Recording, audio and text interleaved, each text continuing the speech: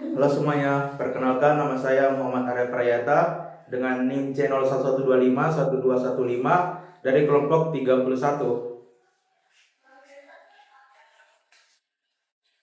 Halo semuanya, perkenalkan nama saya Ihsan Zainuddin dengan NIM channel 11251167 dari kelompok 31.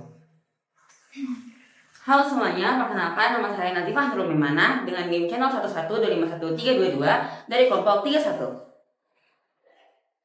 Halo semuanya, perkenalkan nama saya Anif Amaila Frida Remodar dengan NIM channel 112511313 dari kelompok 31. Halo semuanya, perkenalkan nama saya Salsabila Nina Putri dengan NIM channel 112512276 dari kelompok 31. Hai semuanya, perkenalkan nama saya Nurma Aulia dengan NIM channel 112511075 dari kelompok 31.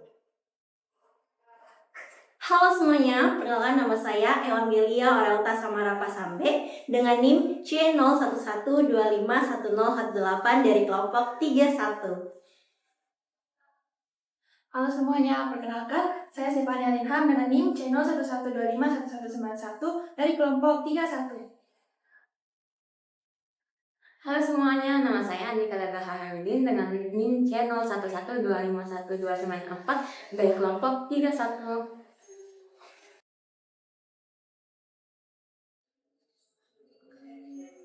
Halo guys, perkenalkan nama saya Mahathir Muhammad Alayubi dengan NIM channel 11251146. Saya dari kelompok 31.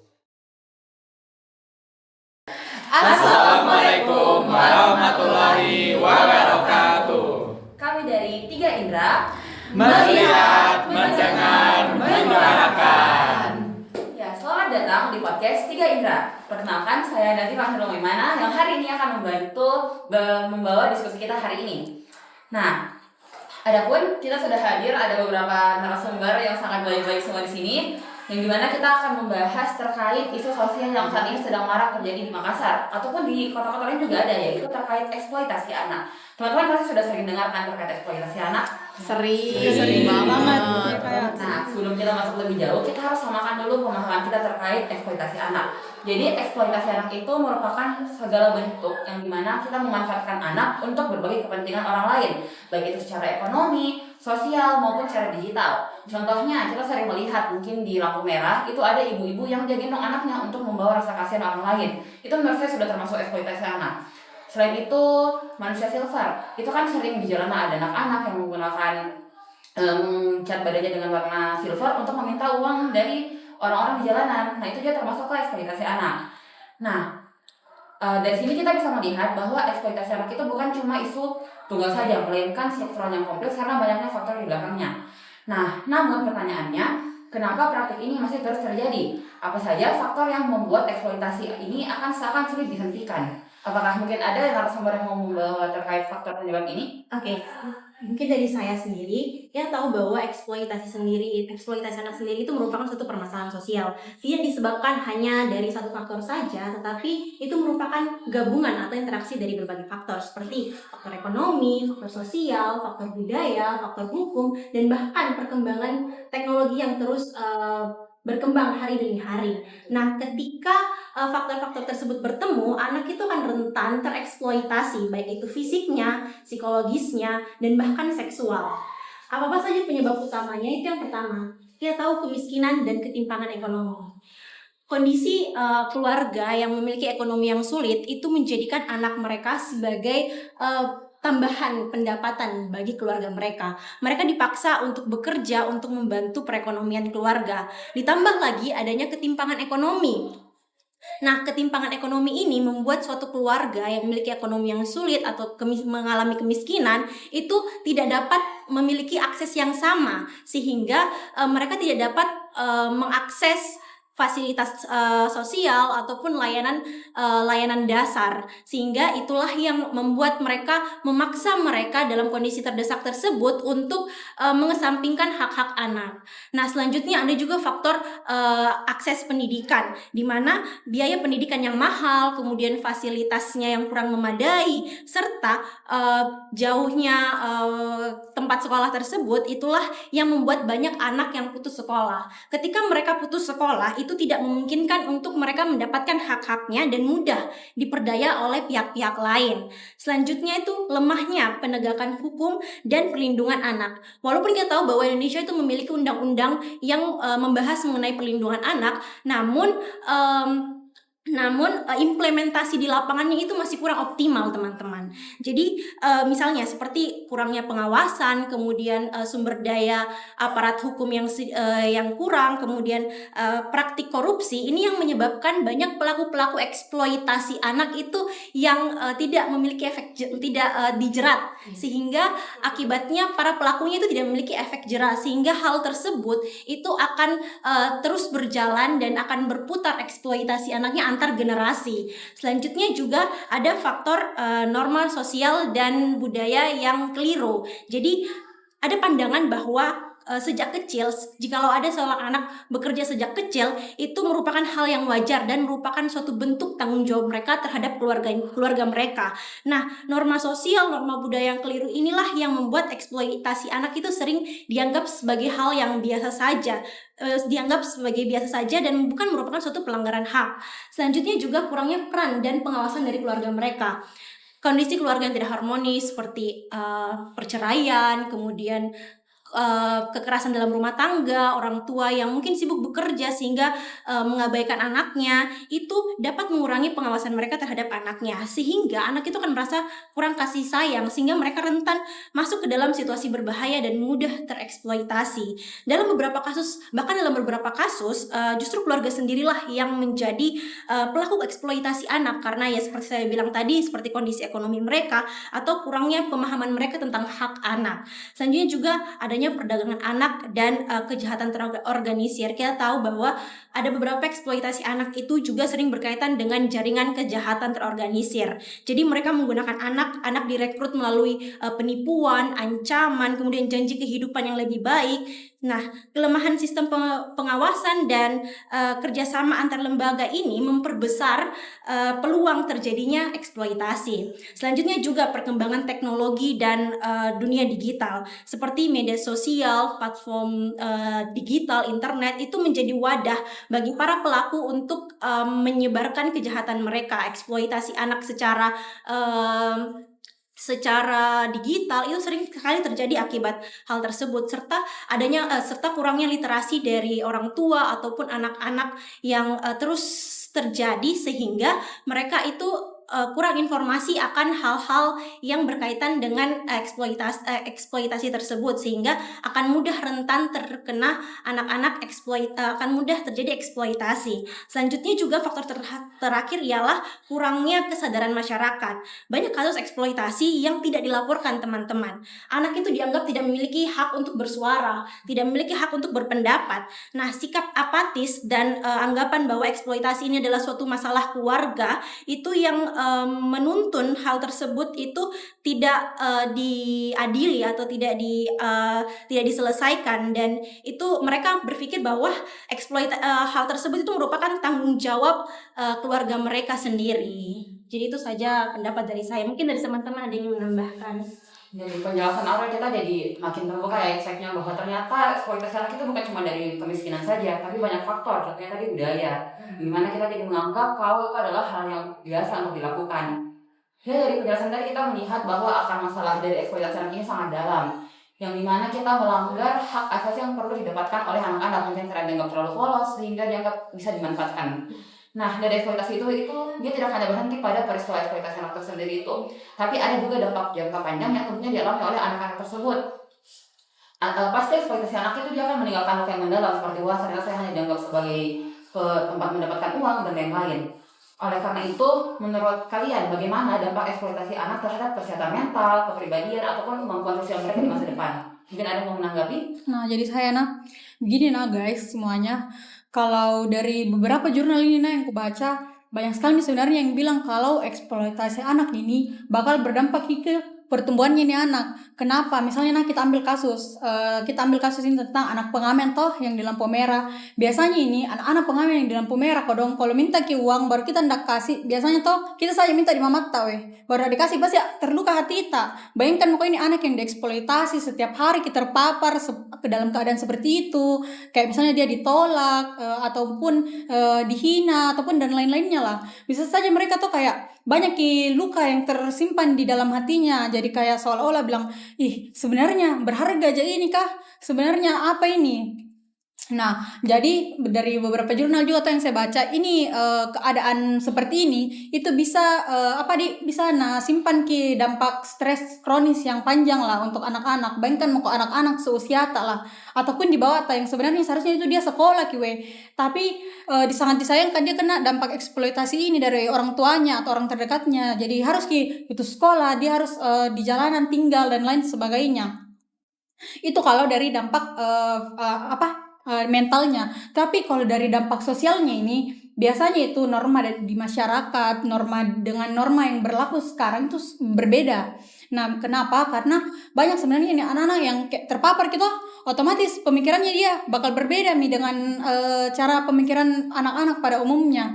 Biasanya dia itu toh kalau besar bakal merasa bagaimana tidak dihargai lah begitu toh. Karena ada juga berita ini ada berita kubaca kalau umpamanya ini anak-anak toh dijadikan bahan eksploitasi sama orang tuanya.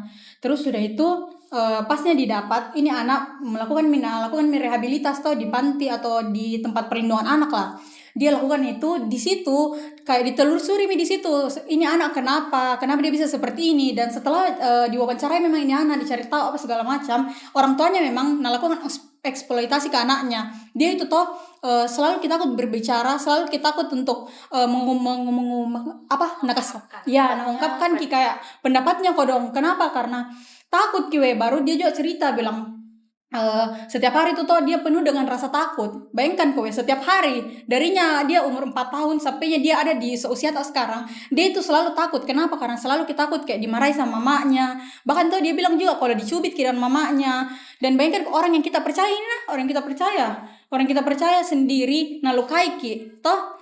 Nah, terus sudah itu setelahnya dilakukan rehabilitasi, dia ini mulai sedikit membaik keadaannya, mulai bisa berbaur dengan orang sekitarnya. Karena sebelumnya dalam case ini anak itu kasar Kenapa kasar? Ya karena saya bilang tadi, ini anak selalu terpapar dengan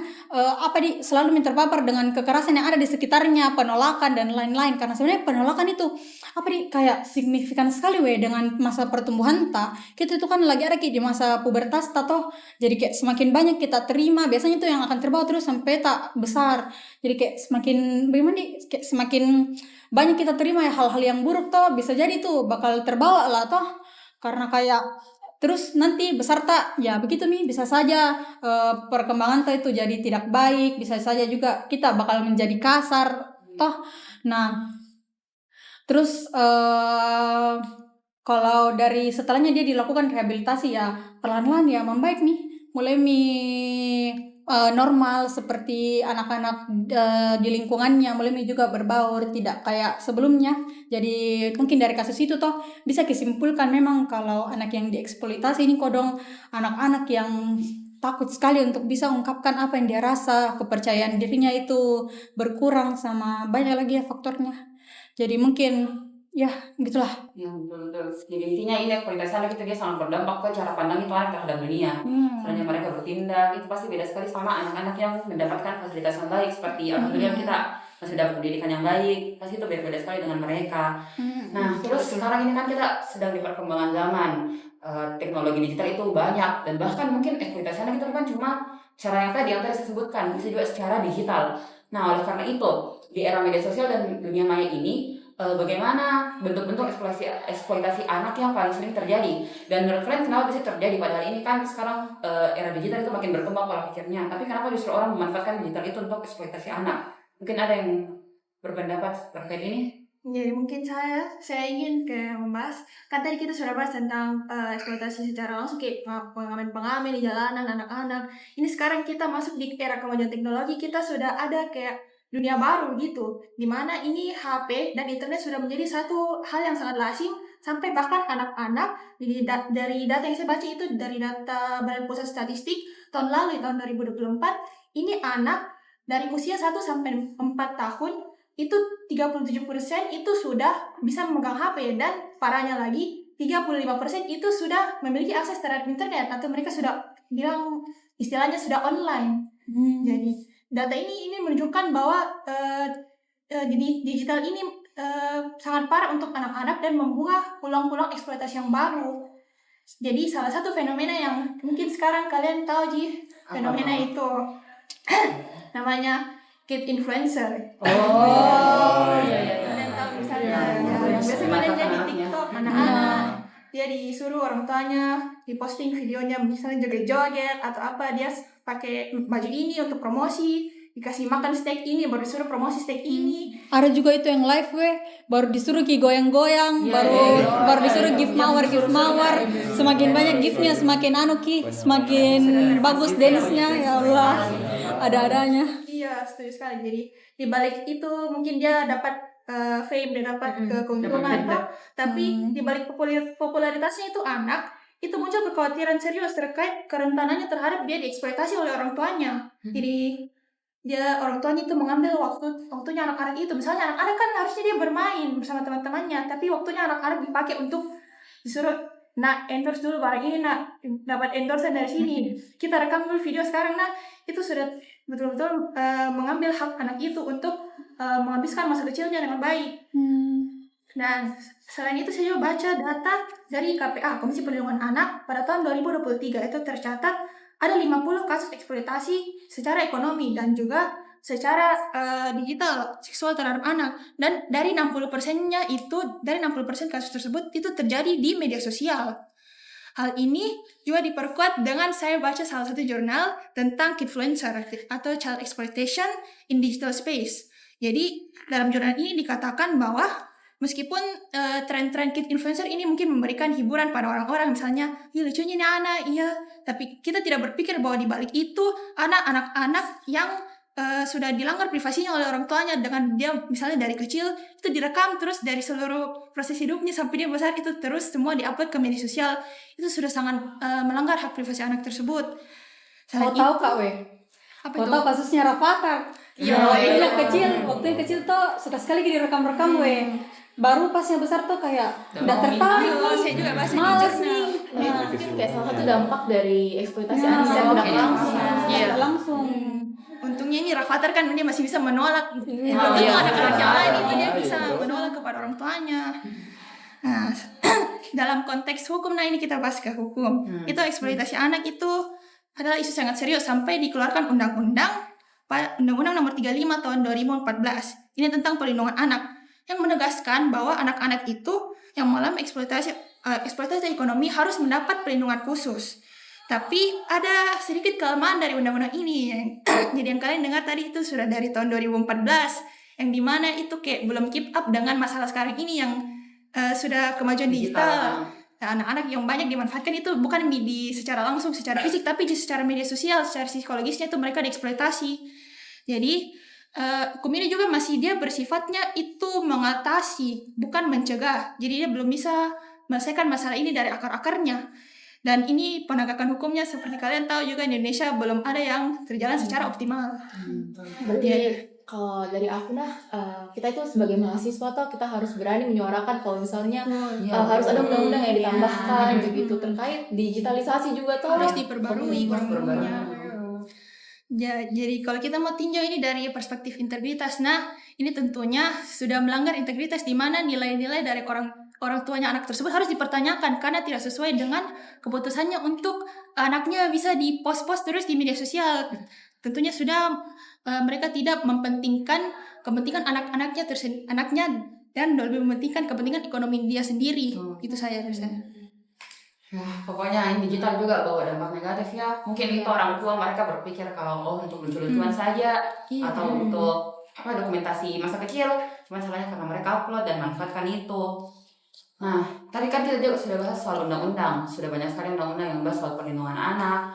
Tapi kira-kira kenapa itu efektivitas regulasinya pemerintah masih kurang? Karena kenapa masih banyak yang terjadi? Kira-kira apa tantangan yang mungkin terjadi dari itu?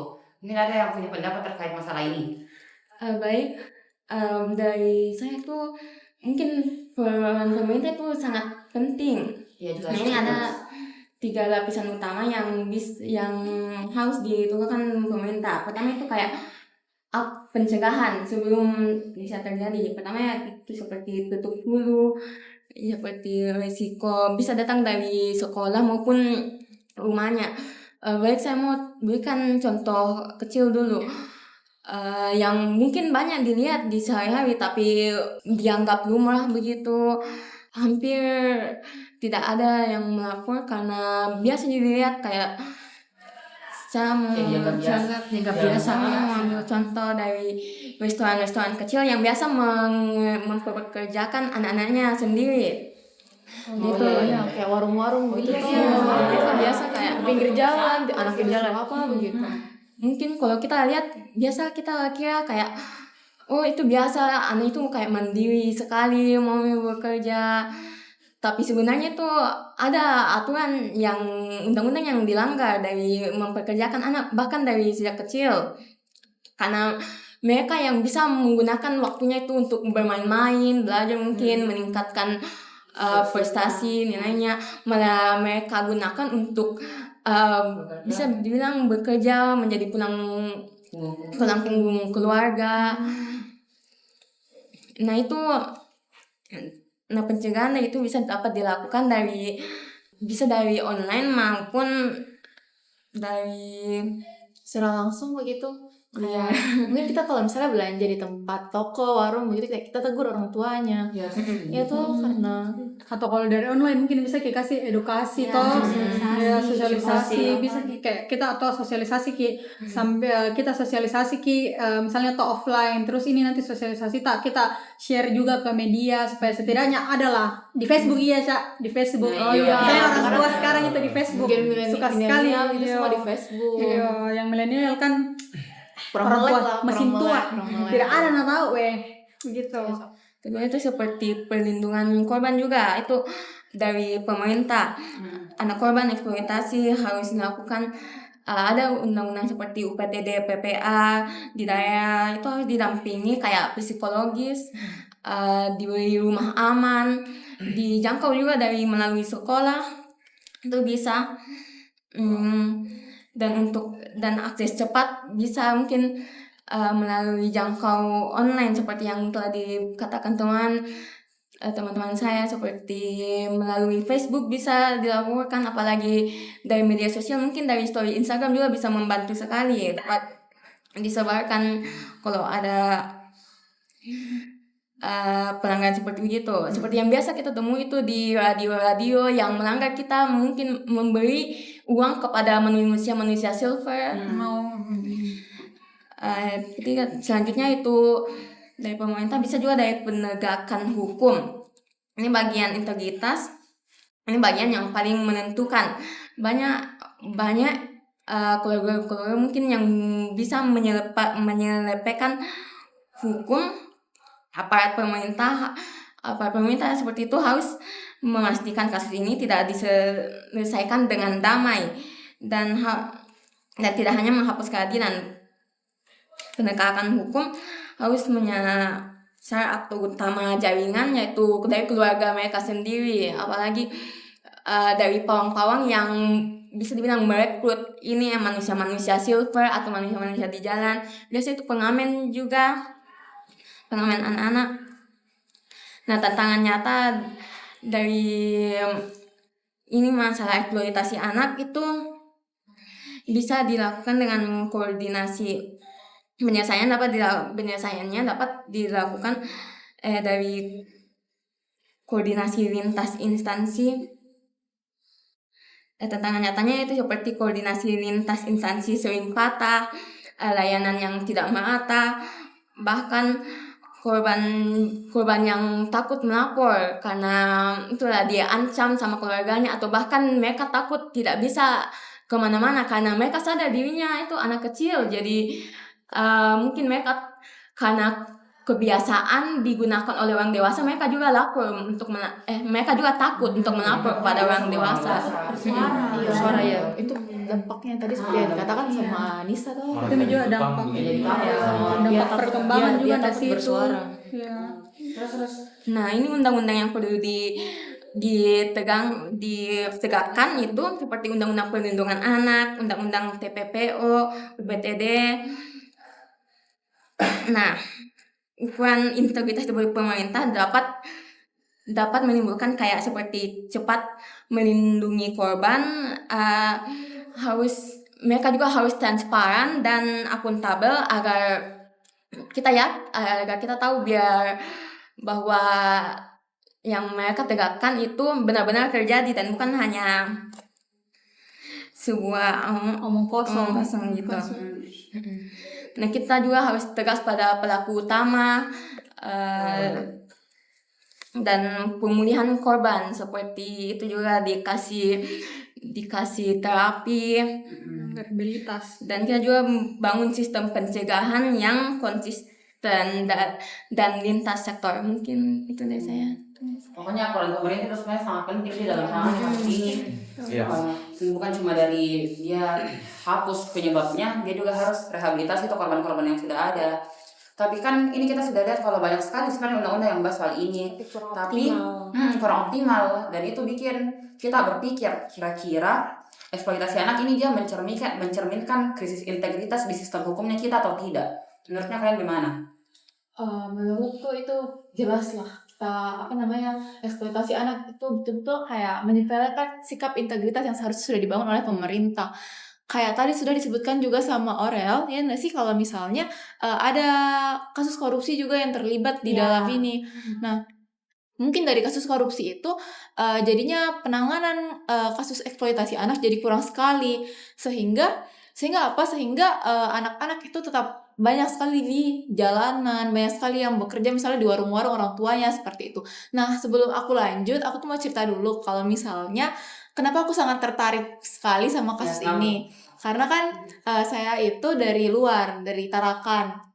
Terus pas saya sampai di Makassar, saya itu betul-betul yang kayak kaget sekali bahwa banyak sekali anak-anak itu yang kayak jualan, dan kadang mereka itu memaksa. Nah, saya heran kenapa mereka harus memaksa kita untuk beli, untuk bayar apa yang mereka tawarkan. Padahal sebenarnya itu kan kita nggak wajib bayar ya, kayak kenapa kita harus begini begitu. Nah, jadi dari situ juga akhirnya saya sangat tertarik sama kasus ini. Terus di wilayah Makassar tadi mungkin dari masyarakat juga kayak sebenarnya mau bersuara, mau menyampaikan pendapatnya, mau supaya peristiwa ini tuh tidak lagi terulangi di Makassar terutama, karena memang kalau misalnya terulangi secara terus-menerus pasti ujung-ujungnya itu dicap bahwa Makassar ini kayak banyak sekali anak-anak yang berjualan, dieksploitasi. Padahal kalau misalnya kita ke kota-kota besar yang lain, kita lihat itu kayak tidak sebanyak ini begitu. Bahkan saya lihat di beberapa artikel, di beberapa berita itu kayak disampaikan bahwa di Makassar ini kayak banyak sekali kasus eksploitasi anak seperti itu. Jadi kalau dari sisi masyarakat sendiri melanggar integritas, kayak berani bersuara, berani menyampaikan pendapatnya, berani melapor. Kita tuh seharusnya sebagai masyarakat yang kayak kayak paham hukum, melek hukum begitu. Harusnya kayak kita paham kalau misalnya kita harus melapor ketika melihat ini, bukannya kita kayak cuma merasa kasihan nih anak-anak ini dieksploitasi, baru kita cuma kayak kasihannya ini anak-anak begitu. Kita juga kayak harus berusaha supaya kita itu bisa taat aturan. Kayak tadi sudah disebutkan ada undang-undang yang menyatakan bahwa kita itu harus melindungi anak-anak. Ya artinya apa? Artinya kita harus berani gitu untuk menyuarakan pendapat kita, menyuarakan opini kita bahwa ini anak-anak dieksploitasi itu hal yang salah, hal yang tidak wajar, yang tidak boleh kita normalisasikan. Tapi kenyataannya kita masih normalisasikan sampai sekarang, dan kita cuma kayak merasa kasihan seperti itu. That's why kita butuh edukasi secara menyeluruh.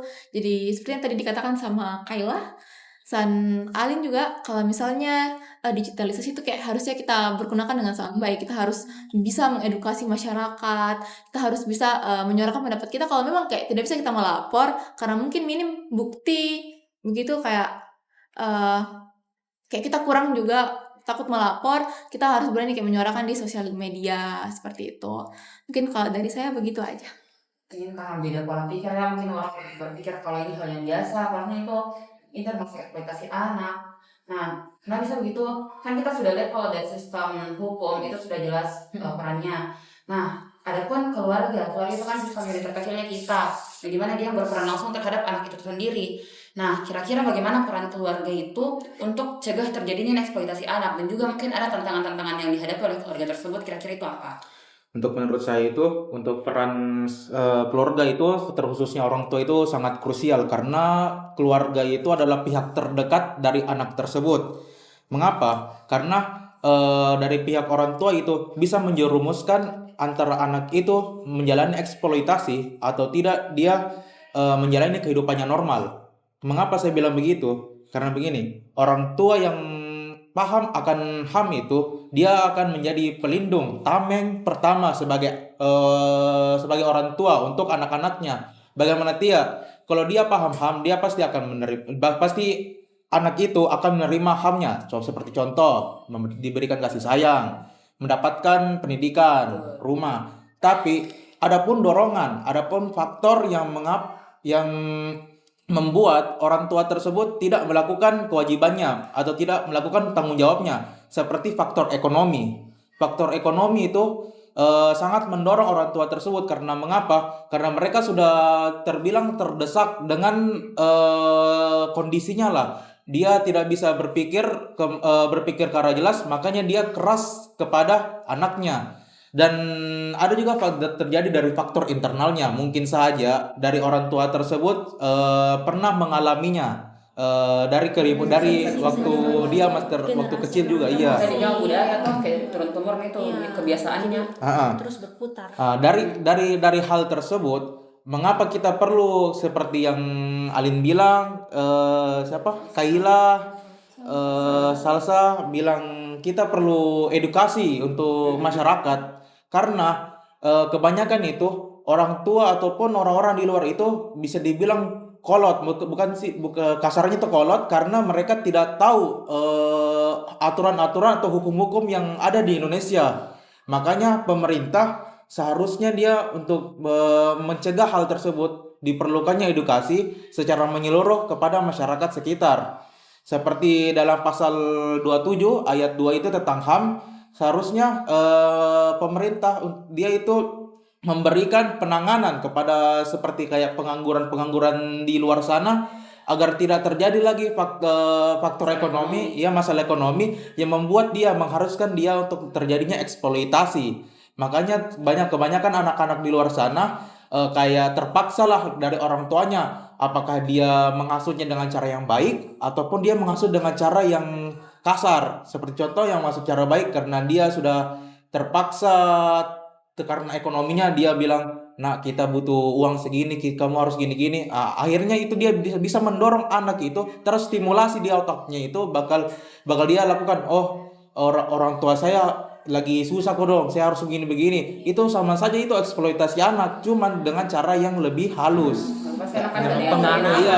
Karena kan anak-anak sejatinya dia masih mencerna lah kehidupan. Dia masih awam lah dengan kehidupan. Makanya yang hal pertama yang dia ungkit itu atau dia ikuti pasti dari orang tuanya sendiri. Nah, makanya dari peran orang tua tersebut sangat krusial ataupun sangat penting, karena dia sebagai jembatan, sebagai pihak terdekatnya dari seorang anak itu untuk terjerumus menjadi eksploitasi anak. Mungkin itu yang saya bisa. Nah, peran keluarga sangat penting ya, karena dia yang langsung berurusan dengan anak tersebut.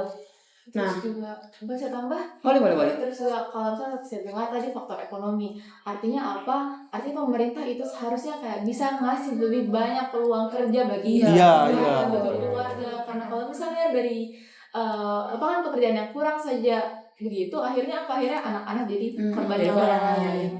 Sebenarnya juga dari kasusnya yang tadi tuh yang saya sebutkan, jadi sebenarnya itu kenapa bisa anaknya seperti itu, karena mamanya juga dapat seperti itu, mamanya dia itu seperti itu, mamanya juga kena eksploitasi dari orang tuanya, makanya dia turunkan nilai ke anaknya. Budaya jadi berputar terus gitu, roda lingkaran tidak tidak baiknya lah berputar terus sampainya anaknya. Ujung-ujungnya yang korban ya anaknya lagi. Iya betul sekali. Begitu lagi selanjutnya. Padahal kan seharusnya kalau ada dampak buruk, terus kita harus kan bagaimana kita bisa menunda atau bisa memberhentikan, tidak akan memberlanjutkan demikian hingga melakukan hal-hal yang sama mengulang-ulangnya. Berarti ini memang pemerintah harus sekali menerapkan perubahan yang bagus, perubahan positif untuk menghentikan suatu perubahan yang buruk yang lalunya. Dengan semua akarnya itu dari masalah ekonomi sebenarnya. Iya. Seperti ini. Kalau yang saya baca itu memang isu utama di Makassar terutama memang faktor ekonomi. Ekonomi, Iya, bukan ekonomi. ini masalah utama. Karena orang kalau masalah ekonomi dia bakal lakukan apapun demi dapat uang. Itu memang banyak orang bilang ekonomi itu keji. Betul sekali. Oh iya, kita kan tadi sudah bahas banyak soal edukasi toh, gimana itu lewat digital ataupun media-media. Nah, kira-kira sejauh mana media massa dan juga media sosial bisa berperan dalam melawan ini masalah eksploitasi anak tanpa kita justru eksploitasi orang itu anak. Kayak bagaimana kita bisa edukasi orang tanpa manfaatkan anak tersebut sendiri. Kira-kira ya? Oh iya. Nah, kalau kita lihat pengamen, bukan cuma pengamen ya, anak-anak yang misalnya disuruh dipaksa di Makassar itu, fenomena ini sering dianggap sebagai suatu yang biasa. Nah, dan sudah menjadi bagian dari kehidupan sehari-hari. Karena dia selalu menjual setiap hari, disuruh, dipaksa, bahkan dia punya kayak bos lah. Itu emang namun jika ditelan lebih dalam, kondisi ini merupakan sebagai eksploitasi anak yang masih sering dinormalisasikan. Nah itu, satu dinormalisasikan. Nah, eksploitasi anak terjadi ketika anak dipaksa bekerja atau berada dalam situasi yang membuat mereka kehilangan hak dasarnya. Seperti yang Salsa bilang, Nisa, Kayla dan Alin, dan itu dia seperti hak untuk bersekolah, bermain, dan tumbuh secara layak, itu hak-haknya mereka hilang. Karena itu dia harus menjual. Nah, kemudian dalam kondisi seperti ini, peran media sangat penting. Karena media massa dan media sosial dapat membantu meningkatkan kesadaran masyarakat dengan menyajikan realitas kehidupan anak, pengamen secara jujur dan berimbang. Media dapat mengubah sudut pandang masyarakat bahwa fenomena ini bukan sekedar aktivitas mencari uang, melainkan persoalan sosial yang membutuhkan perhatian bersama. Nah, melalui berita, liputan, dan konten edukatif di sosial media mampu membangun empati politik. Nah, contohnya seperti kalian biasa lihat anak-anak yang jual tisu di Petarani. Nah, kita bisa buat bantu mereka atau buat video sama mereka, promosikan itu apa yang dia jual. Nah, itu kan biasa kita FYP. Nah, biasa orang-orang yang baik orang-orang yang baik dia biasa kayak ini di mana ini dia bisa bantu open donasi juga itu bisa salah satunya. Di mana ini anak, di mana daerahnya ini begini. Nah, itu bisa berdampak penting untuk anaknya. Nah, kemudian selain media, generasi muda Makassar juga memiliki peran penting. Dengan memanfaatkan media sosial secara positif, anak muda dapat mengambil inisiatif untuk menyebarkan edukasi, meningkatkan kepedulian, dan menunjukkan kepemimpinan dalam melawan eksploitasi anak, kepemimpinan. Nah, dengan demikian, media yang berintegritas dan peran aktif generasi muda dapat menjadi kekuatan penting dalam meningkatkan kesadaran masyarakat serta melindungi hak-hak anak. Nah, khususnya pada khusus anak pengamen di Makassar dan yang masih kita jumpai hingga saat ini. Mungkin itu saja sih. Media itu sangat penting untuk Saya tambahkan mungkin untuk sekarang ini kita lihat media sosial itu sebagai sesuatu yang kayak dampak buruk saja, terus kita lihat dampak buruk. Tapi kita harus jadikan media sosial ini kayak power kan. Di media sosial ini informasi menyebar sangat cepat toh. Jadi misalnya kita harus juga cepat tangkap, kita harus kritis. Kalau kita lihat kayak anak yang memang jelas sekali sudah dieksploitasi, kita bisa kayak apa di media sosial. Kan ini memang kalau misalnya kita mau minta bantuan pemerintah ini agak lambat. Tapi kalau kita up di media sosial dan FYP itu biasa langsung datang bantuannya. Dan mereka juga bisa cepat terbantu, bisa terselesaikan masalahnya. Betul, inisiatif itu bisa jadi bukti integritas terhadap masalah ini. Betul. Saya juga mau izin meluruskan atau kayak menambahkan gitu. Menurutku kalau misalnya kita donasi, kita memberikan kayak bantuan kepada anak-anak itu hal yang sebenarnya bisa dibilang kayak kurang tepat. Oh iya, karena bisa jadi justru bilang ada orang kasihan, dia malah kasih lagi. Iya. Berubah kalau pikirnya itu kayak sebenarnya hal yang tidak bisa kita normalisasikan karena nanti malah makin terus berlanjut dan berlanjut, akan selesai masalah itu. Mungkin itu terlalu berlebihan emang. Iya, cocok. Makanya kita manfaatkan media untuk ubah pola pikirnya masyarakat terhadap kasus ini, kayak ini namanya salah karena ini kita manfaatkan anak-anak. Karena kalau itu juga kan kita berarti harus lihat apa perspektifnya anak-anak terhadap ini. Kayak dia itu dijadikan dieksploitasi tuh apa perspektifnya, kira-kira apa perspektifnya tuh anak-anak terhadap eksploitasi yang dilakukan terhadap dia.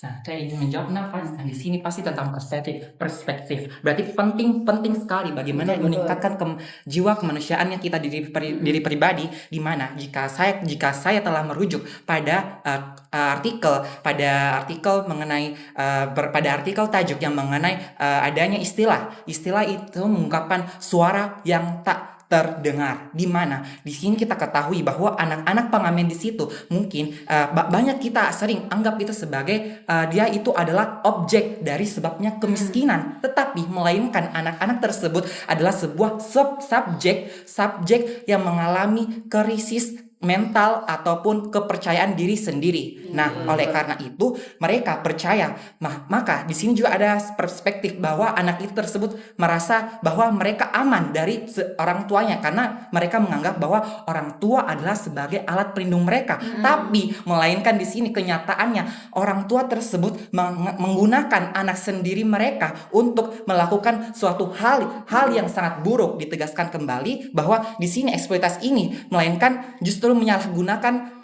hak untuk anak tersebut sehingga kepercayaan itu bisa dikatakan dihianati oleh orang tuanya sendiri, sehingga hal ini juga bisa dikaitkan dengan orang tua ini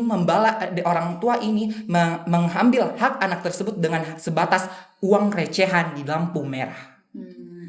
Nah, saya juga ingin kaitkan dalam menjawab tantangan ini, saya berpegang prinsip tentang integrity. Yang pertama, di sini saya mengenai ethical ground dan responsibility, mengenai landasan etika dan landasan tanggung jawab terutama pada orang tua. Kalau misalnya orang tua di sini kita ketahui bahwa jika kan tugasnya seorang tua adalah melindungi jiwa dan akal sehat anak sendiri. Tapi kalau orang tuanya malah melakukan eksploitasi kepada anaknya sendiri, maka secara tidak langsung atau secara langsung dia telah menyalahgunakan hak kewajiban orang tua tersebut tentang eksploitasi anak ini, sehingga kalau kita katakan bahwa dan atas dasar apa orang tua melakukan tersebut seperti yang teman-teman sudah jelaskan sebelumnya, pasti tentang ekonomi, kemiskinan dan lain sebagainya. Tapi saya tegaskan kembali bahwa seharusnya kemiskinan ini bukan kita harus kaitkan tentang permasalahan atau hal yang sangat apalagi merupakan faktor atau alasan, tapi kemiskinan ini kita harus menjadi bukan alasan pembenar untuk melakukan eksploitasi, melainkan di sini kita harus tegaskan kembali bahwa anak berhak untuk mendapatkan pendidikan, hak untuk mendapatkan perlindungan. Bagaimana di sini orang tua sangat-sangat penting dalam menerapkan hak tersebut kepada anaknya agar tidak terjadinya eksploitasi dini. Terus kita ketahui juga bahwa di mana di sini bersifat transparansi. Banyak teman yang jelaskan mengenai transparansi, di mana di sini kita butuh transparansi fakta kita sebagai pemuda, sebagai penerus bangsa, di mana kalau tidak adanya penerus bangsa, maka tidak akan terjadinya kemajuan di bangsa sendiri, di mana kita ketahui bahwa anak sedini mungkin pasti memiliki potensi berkembang demikian selanjutnya ke depan. Tapi kalau tidak memiliki potensi dikarenakan adanya eksploitasi ini, maka akan tidak adanya terjadi kemajuan di akan yang mendatang. Oleh karena itu saya menegaskan ulang bahwa penting sekali bagaimana kita memberikan inspirasi, pandangan yang baik kepada para yang masyarakat yang di luar sana untuk memberikan sudut pandang kita mengenai hal-hal yang baik tentang bagaimana kita bisa memberikan hak kepada anak, terutama khususnya untuk menghilangkan eksploitasi dini ini, seperti bagaimana memberikan pandangan positif kepada orang tua sekalian tentang bahaya, bagaimana dampak akhir dari setelah orang tua melakukan hal tersebut kepada anaknya, sehingga dari adanya mengubah perspektif pandangan masyarakat, khususnya orang tua yang terutama berkaitan tentang hubungan antara anak ini, sehingga hal tersebut mengubah, maka akan menjadikan hal ini bisa berkembang lebih baik tanpa adanya terjadi lagi seperti sebelumnya. Itu saja menurut saya. Makanya kita harus hadirkan itu perspektif Ya, betul, yang baik untuk mengubah pandangan. supaya orang-orang Ya. lebih sadar lagi kalau memang anak-anak itu tidak suka dijadikan ekspektasi. Ya kita sudah banyak bahas banyak sekali hal mulai dari faktor penyebabnya, apa yang dirasakan anak dan lain-lain. Nah, setelah kita pahami ini masalah dari berbagai sisi, kita pikir kira-kira sebagai bukan cuma sebagai masyarakat saja, tapi dari pemerintah, dari individu kita sendiri tuh apa solusi yang bisa kita lakukan untuk cegah eksploitasi anak ini terus berlangsung. Itu inti utama dari berdiskusi kita hari ini, kan kita cari solusi dari masalah ini. Kira-kira apa hal yang bisa kita lakukan? Oke, baik, saya akan memberikan menurutku untuk mengatasi eksploitasi anak itu perlu diupayakan oleh pemerintah maupun organisasi non pemerintah dan masyarakat itu sendiri, karena untuk mengatasi masalah ini itu tidak bisa diselesaikan dengan melalui satu pihak saja. Nah, dari sisi pemerintah berbagai upaya telah dilakukan untuk melalui kebijakan perlindungan anak, program bantuan sosial, serta akses pendidikan bagi anak-anak yang kurang mampu. Nah, program seperti bantuan pendidikan, pendampingan keluarga, dan rehabilitasi sosial bertujuan agar anak-anak ini tidak perlu lagi turun ke jalan untuk istilahnya tuh untuk mencari nafkah, mencari uang, tidak perlu lagi turun ke jalan, melainkan mereka bisa mencari pekerjaan yang lebih layak lagi. Nah, lalu selain pemerintah ada organisasi non pemerintah, contohnya ada LSM juga berperan penting. Banyak LSM yang fokus pada pendampingan anak jalanan, menyediakan layanan psikologis, melakukan pelatihan keterampilan buat anak-anak dan orang tuanya, agar orang tuanya ini memiliki pola pikir yang istilahnya bisa merubah pola pikir kedua orang tuanya gitu, agar orang tuanya itu kelak nanti bisa mendapatkan pekerjaan yang lebih layak lagi, tidak harus eksploitasi anak, tidak harus menyuruh anaknya itu turun ke jalan jualan barang seperti tisu atau mengamen. Lalu ada peran masyarakat juga tidak kalah penting ya. Masyarakat dapat berkontribusi dengan tidak menormalisasi eksploitasi. Masyarakat itu diharapkan bisa melapor kalau seandainya melihat kejadian yang memang dirasa itu termasuk eksploitasi anak ya. Dalam konteks ini, integriti menjadi sangat relevan. Pencegahan eksploitasi anak memerlukan tanggung jawab yang besar tentunya, baik dari sisi pemerintah, non-pemerintah, baik kita masyarakat sebagai sesama manusia. Semua upaya yang dilakukan harus berlandaskan etika, kejujuran, dan transparansi, agar benar-benar berpihak pada kepentingan terbaik buat anak-anak yang dieksploitasi. Ya, mungkin itu saja yang... Jadi mungkin kesimpulannya Rudi, jadi sebenarnya bukan cuma anak ini Iya. yang harus Edukasi. diberikan Iya. pelatihan, edukasi, tapi Orang Orang tua, iya. Dan masyarakat lingkungannya juga. masyarakat Harus juga luas. berpikirnya. sebenarnya kalau terjadi eksploitasi anak bukan cuma ada banyak orang yang perlu diedukasi untuk hal tersebut toh. Tidak penting. Karena memang kayak faktornya itu beragam sekali, kompleks, jadi tidak bisa cuma satu solusi menyelesaikan masalah, tidak bisa cuma pemerintah saja yang turun. Tapi kita juga kayak harus menaruh peduli dan merasa bertanggung jawab atas terjadinya hal-hal seperti eksploitasi anak ini. Karena kan bukan cuma satu faktor tunggal yang seperti saya bilang tadi. Jadi itu merupakan suatu gabungan atau interaksi dari berbagai faktor. Jadi tidak bisa kita cuma selesaikan satu faktornya saja, tapi kita juga harus perhatikan faktor-faktor yang lainnya. Dan itu tidak dilakukan atau tidak diselesaikan oleh satu orang saja atau satu kelompok saja, tapi ada kolaborasi ya, kerjasama dari berbagai pihak, baik itu dari kita, dari anak-anak tersebut, orang tuanya, masyarakat luas, ataupun dari pemerintahnya. Itu Mela juga peran sebagai mahasiswa atau Iya, sebagai jadi agen harus change lah. Kita harus bisa juga manfaatkan kini media sosial atau karena kita kan Gen Z. Jadi kayak baru kita juga salah satu generasi yang maju lah toh. Karena kita maju dulu. Saya kalau bukan dari Ya. kalau bukan mulai dari kita Gimana? dari Siapa siapa lagi? Kayak nggak mungkin kita mau biarkan gitu roda terus ya. Biarkan lagi nih eksploitasi anak. Nah di situ titik integritas tak sebagai mahasiswa. Di situ meletak integritas tak sebagai mahasiswa. Bagaimana kita bisa menyuarakan toh sebenarnya dan mengedukasi gitu sih. Ya, intinya diskusi ini tunjukkan kalau masalah eksploitasi anak itu bukan cuma di anaknya saja atau keluarganya, tapi masalahnya kita semua. Ya, terima kasih kepada seluruh narasumber. Terima kasih sudah membuka insight baru bagi kita semua, memberikan pemahaman yang sama terkait masalah ini. Ya, mungkin kita tutup diskusi kali ini. Terima kasih banyak sekali. Saya ucapkan sekali lagi kepada teman-teman. Ya, kita tutup podcast 31. Melihat, mendengar, menyuarakan.